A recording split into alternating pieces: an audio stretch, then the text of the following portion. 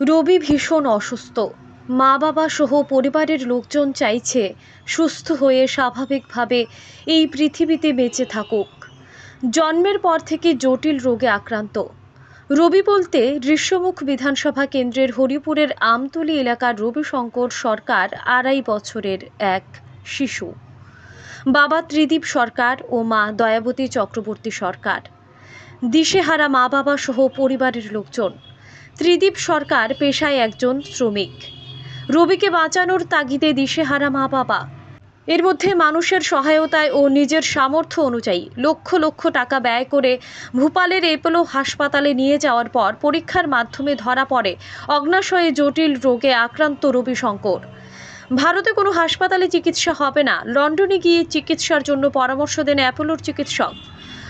অগ্নাশয়ের operation করলে সুস্থ হবে রবিশঙ্কর। চিকিৎসার জন্য খরচ পড়বে প্রায় ৩ কোটি টাকা বলে চিকিৎসক জানিয়ে দেন। এই কথা শুনে রবিশঙ্করের মা বাবার মাথায় হাত।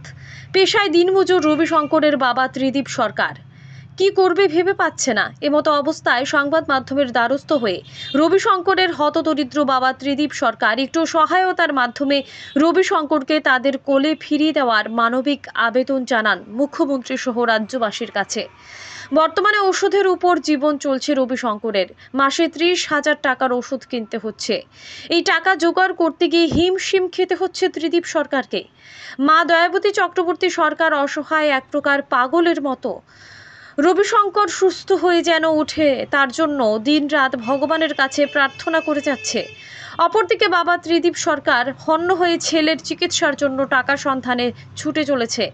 এদিকে রবির বাবার কাছ থেকে এলাকারই দুটি ব্যক্তি ৬ লক্ষ টাকা ধার নেওয়ার পর আর সেই টাকা ফিরিয়ে দিচ্ছে না বলে অভিযোগ।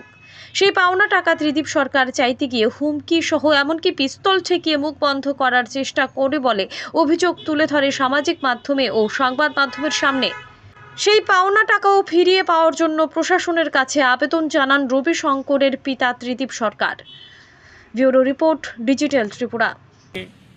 ওষুধের খরচ চলছে এবং দুইজন লোক, হরিপুরের একজন ব্যবসায়ী প্রসেনজিৎ দেবনাথ এবং নলুয়া, দুইজন ব্যবসায়ী মিঠুন বিশ্বাস ও সাধন রায়, এই দুই পার্টি আমার থেকে ৩-৬ লক্ষ টাকা হাওলাত নিচে, এগুলি আর পাই নাই।